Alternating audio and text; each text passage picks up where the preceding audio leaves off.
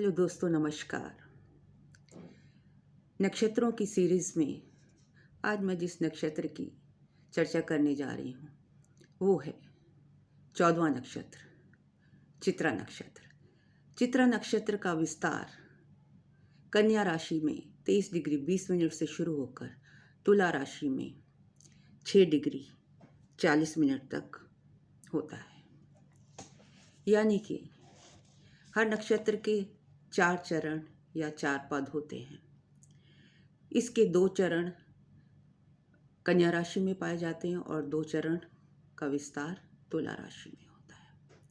इसी वजह से क्योंकि ये 2 राशियां ऑक्यूपाई करता है, एक नक्षत्र चित्रा नक्षत्र होने पर भी इस नक्षत्र में जन्मे लोगों का जो आचरण है, जो उनकी कैरेक्टरिस्टिक्स हैं, जो उनकी खूबियां हैं, वो भिन्न भिन्न हो सकती हैं depending on in which sign their moon is falling.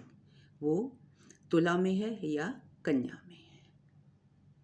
अब आप कैसे जानेंगे कि आप चित्रा नक्षत्र में जन्मे हैं? अगर आपका चंद्रमा कन्या राशि में 23 डिग्री 20 मिनट से शुरू होकर 30 डिग्री के बीच में है या तुला राशि में 0 डिग्री से लेकर 6 डिग्री 40 मिनट के बीच में है, तो इसका मतलब है कि आप चित्रा नक्षत्र में बॉर्न हुए हैं, आपका जन्म चित्रा नक्षत्र में हुआ है। अब जान लेते हैं इस नक्षत्र के स्वामी कौन हैं। इस नक्षत्र के स्वामी हैं मंगल, जो कि एक योद्धा हैं। इसके राशि लॉर्ड कौन है? कन्या में इसके राशि लॉर्ड हैं बुध और तुला में इसके राशि लॉर्ड हैं शुक्र। इसका सिंबल है मोती। इस नक्षत्र का सिंबल मोती या पर्ल। डायटी कौन है इसके डायटी हैं विश्वकर्मा, स्वर्ग के आर्किटेक्ट। क्योंकि इसका विस्तार 2 राशियों में है, इसलिए इस नक्षत्र एक ही नक्षत्र में होते हुए भी चित्रा नक्षत्र में जन्मे जातकों को अलग अलग गुण पाया जाना संभव है depending on the degree and राशि दे रूल। ये चित्रा नक्षत्र एक मृदु और सॉफ्ट नक्षत्र है। देखते हैं इस नक्षत्र में जन्मे लोगों की पर्सनैलिटी या रंग रूप कैसा होता है। चित्रा नक्षत्र में जन्मे जातक have a very charismatic personality और इनमें एक पर्सनल चार्म होता है। They are very glamorous looking. इनकी आंखें बड़ी बड़ी होती हैं और they have a proportionate body. इनके नैन नक्श तीखे होते हैं और प्रोपोर्शनेट बॉडी होती है। इन लोगों को ज़्यादातर ब्राइट कलर पसंद होते हैं। वेरीगेटेड कलर्स भी इनके लिए लकी साबित होते हैं, लाभकारी होते हैं। चितकबरा, वेरीगेटेड मीन्स चितकबरा, और ये एक तरीके से चीते से भी इनका संबंध है। इसलिए जिसके बारे में मैं आपको वीडियो के अंत में बताऊंगी, इसलिए आप मेरे वीडियो को ध्यान से अंत तक सुने, तभी आप इस नक्षत्र के बारे में विस्तार से जान पाएंगे। जैसे कि मैं सभी राशियों के बारे में बताती हूँ कि एनर्जी की बात करती हूँ, ज़्यादातर एनर्जी की बात करती हूँ, तो इस नक्षत्र में अब हमने देखा कि इसके जो लॉर्ड हैं, इसके जो मालिक हैं वो मंगल हैं, एक योद्धा हैं, तो इसमें मंगल की एनर्जी मिलेगी। क्योंकि ये नक्षत्र 2 राशियों में फैला हुआ है, कन्या में और तुला में, तो कन्या से हमें किसकी एनर्जी मिलेगी? बुध की एनर्जी मिलेगी, और तुला से हमको शुक्र की एनर्जी मिलेगी। तो जो भी जातक होंगे उनमें ये तीनों मिली-जुली एनर्जीज पाई जाएंगी। ये ब्रह्मांड में एक चमकता हुए तारे की तरह होता है। सभी तारों से दिस इज़ द ब्राइटेस्ट तारा, ये सबसे ब्राइट और चमकता हुआ आकाश में सिंगल तारे के रूप में नज़र आता है। अब इनका पुरुषार्थ क्या है? इनका पुरुषार्थ इनके काम से जुड़ा हुआ है। आप इनको पूरी ज़िंदगी काम करते हुए देखेंगे। ये नक्षत्र वाले लोग कर्म प्रधान होते हैं। ये एक योद्धा होते हैं, हार्ड वर्कर होते हैं। और ये प्लैनेट, ये हारने वाला प्लैनेट नहीं है।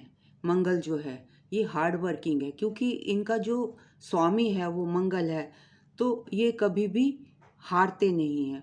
और मंगल बुध के साथ मिल जाता है तो मेहनत और तीव्र बुद्धि इनमें कूट कूट कर भरी होती है। इसका जो एलिमेंट है इस नक्षत्र का वो है fire, so it is a fiery element. और ये थोड़े से उग्र नेचर के होते हैं, बिकॉज ये this is a fiery element. ये बहुत ही एक मिस्टिकल नक्षत्र है, रहस्यमयी नक्षत्र है, जिसको आप इजीली नहीं जान सकते। इस नक्षत्र का जो प्रभुत्व है वो किसके साथ एसोसिएटेड है? वो विष्णु जी के साथ, जगत के जो पालनहार हैं। इस नक्षत्र की योनि है फीमेल टाइगर। और जो फीमेल टाइगर है, आप जान लीजिए कि जो शेर कभी अपना शिकार नहीं करता। जो फीमेल टाइगर शिकार करके लाती है वो ही शेर उसको खाता है। The bird associated with this नक्षत्र इज हंस और बगला, क्योंकि मोती कौन चुनता है? हंस चुनता है, और या बगला भी कुछ ऐसा ही काम करता है। इसके साथ जो पेड़ एसोसिएटेड है दैट इज़ गोल्डन टेम्पल। ये सारी नॉलेज हमें ऋषियों द्वारा दी गई है। उसी नॉलेज को मैं पढ़कर और रिसर्च करके आपको बता रही हूँ। ये मैंने बुकिश नॉलेज भी है और कुछ मैंने लोगों के ऊपर रिसर्च की है, वहाँ से पॉइंट्स लिए हैं जो मैं आपको बता रही हूँ। तो आप इसको ध्यान से सुनिए। इस नक्षत्र की जो साउंड्स होती हैं वो होती हैं पे, पो, रा और री। ये 4 साउंड्स होती हैं।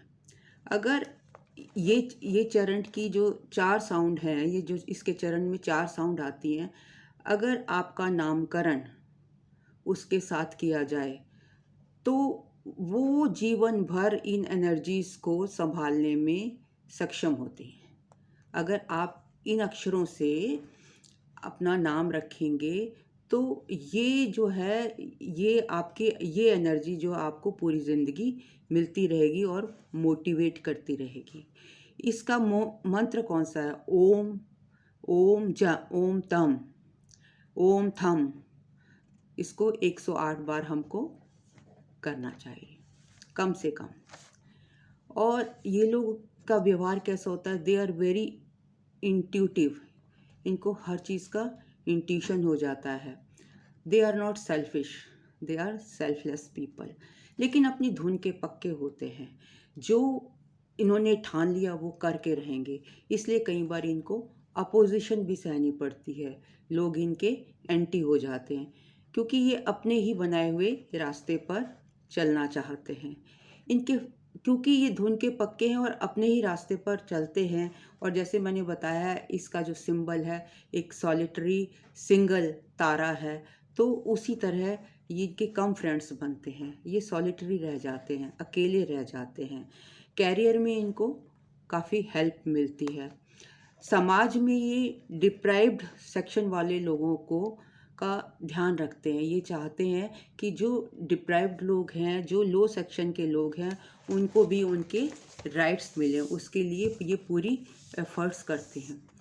32 साल के बाद जो है इनका जो फेट है वो उसमें ये राइज करते हैं और सक्सेसफुल भी होते हैं।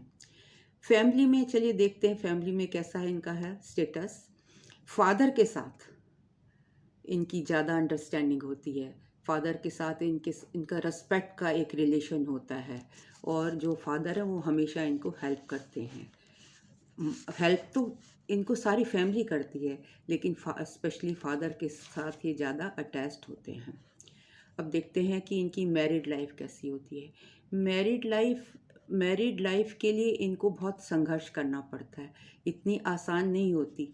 इतनी आसानी से इनको सब चीज़ें नहीं मिलती, क्योंकि इनके जो मॉरल्स हैं, मेन रीज़न इज़ मॉरल जो हैं इनके वो बहुत हाई हैं। ये जनरली छोटी मोटी मतलब गलत चीज़ों से कॉम्प्रोमाइज़ नहीं करते, और ये विन भी करते हैं। बट इनकी जो मैरिड लाइफ है वो स्टेबल होती है, क्योंकि इसमें मंगल है। मंगल तो एक योद्धा है, वो कभी भी हार नहीं मानता।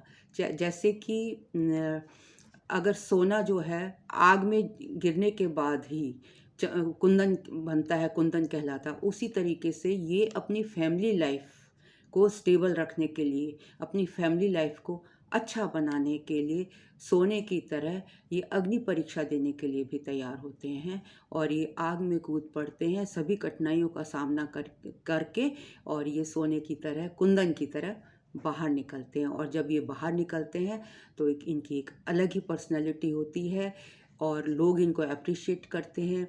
और उस वक्त जब ये सब परेशानियों को झेल कर फिज़िकल लेवल पर और मेंटल लेवल पर झेल कर जब बाहर निकलते हैं, तो बहुत ही स्ट्रांग होते हैं, और लोगों को तब इन्हें पता लगता है कि संसार में हम ही अकेले नहीं हैं जिनकी लाइफ इस तरीके से है। पर ये हार मानने वाले नहीं हैं, ये सक्सेस होते हैं, और उसको अच्छे से टैकल कर लेते हैं। उसके लिए उसको स्टेबल रखने के लिए, उसको अपनी मैरिड लाइफ को बनाने के लिए भरसक प्रयत्न करते हैं, और लोगों फिर बाद में लोग इनसे एडवाइस लेते हैं कि आपने किस तरीके से अपनी लाइफ को संभाला, आप अपनी लाइफ को कैसे इतना सक्सेसफुल बना पाए। इस नक्षत्र का सिंबल, जैसे कि मैं पहले ही बता चुकी हूँ, मोती है। ये मोती कैसे बनता है? मोती एक ऑयस्टर के अंदर रहता है, ये एक हार्ड शेल होता है, और जो है ऑयस्टर एक उसमें से लिक्विड टपकता रहता है, और उसके अंदर ऑयस्टर के अंदर मोती रहता है। और जब मोती फिर निकलता कैसे? जब हम उसको ब्रेक करते हैं तब उसमें से मोती निकलता है, और तब हम जान पाते हैं कि इसके अंदर एक खूबसूरत सा मोती है। इसलिए इस नक्षत्र को रहस्यमयी नक्षत्र कहा गया है, और इसका मतलब है इससे डेवलप होकर दुनिया के सामने आने में काफ़ी वक्त लगता है। इसे बड़ी हार्डशिप, इस नक्षत्र वालों को बड़ी हार्डशिप निकालनी पड़ती है, ये बड़ी मेहनत करनी पड़ती है, तब जाके इनकी लाइफ स्मूथ होती है, सेटल होती है। बहुत इजी नहीं होती है इनकी लाइफ। पर ये जो है, और जो जब पर ये जो फिर बाद में जो है इनका ये जैसे कि अगर हम उसको ऑयस्टर को तोड़ेंगे, उसके अंदर से मोती निकलेगा, तो इसी तरीके से ये भी हार्डशिप्स को सहकर, सब मुश्किलों से पार करके, अपना प्रयत्न करके एक मोती के रूप में बाहर आते हैं। और ये चित्रा नक्षत्र वालों की क्या है, खूबसूरती है। हमने बताया था पीछे, जैसे हमने बताया था, इसकी योनि क्या है? Female tiger. इस नक्षत्र की योनि फीमेल टाइगर है, और इस नक्षत्र का जो संबंध है वो लॉर्ड अयप्पा से है। लॉर्ड अयप्पा कौन है? वो दक्षिण के भगवान हैं। तो इसके बारे में एक स्टोरी है कि लॉर्ड अयप्पा ने मणिकंठन का रूप धारण करके वो पृथ्वी पर आए थे। ये वेदों से लिया गया है। और जब पृथ्वी पर उन्होंने मणिकंठन के रूप में जन्म लिया और जंगल में विचरण कर रहे थे, तो उस वक्त राजा शेखर, जो कि भगवान विष्णु और मोहिनी के बेटे थे, उन दोनों के मिलन से जो राजशेखर पैदा हुए थे, तो वो भी पृथ्वी पर आए और राज्य कर रहे थे।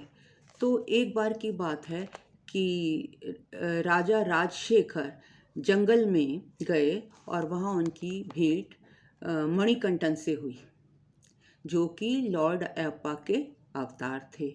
और राजशेखर कौन थे? भगवान विष्णु और मोहिनी के बेटे का रूप था। तो जब उन्होंने मणिकंठन को वहाँ पर विचरते हुए देखा तो वो बड़े हैरान हुए कि ये बच्चा जंगल में क्या कर रहा है।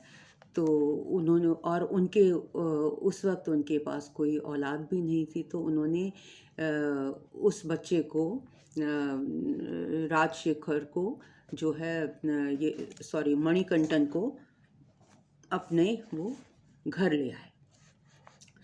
और जब वो घर ले आए